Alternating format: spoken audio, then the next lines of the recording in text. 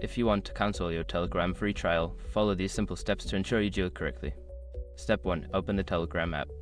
Launch the Telegram app on your mobile device or desktop. Make sure you are logged into the account associated with the free trial. Step 2. Access settings. Navigate to the settings menu. On mobile, tap the 3 horizontal lines in the top left corner, then select settings. On desktop, click on the 3 dots in the top left corner and choose settings. Step 3. Find subscription options. Scroll down to find the subscription or billing section. This is where you can view your current subscription status and options. Step 4. Cancel the subscription. Select the option to cancel your subscription. Follow the prompts to confirm the cancellation. Make sure to read any information regarding the cancellation policy. Step 5. Confirm cancellation. After cancellation, you should receive a confirmation message. Check your email or notifications to ensure that the cancellation has been processed successfully. By following these steps, you can successfully cancel your Telegram free trial. If you have any issues, consider reaching out to Telegram support for assistance.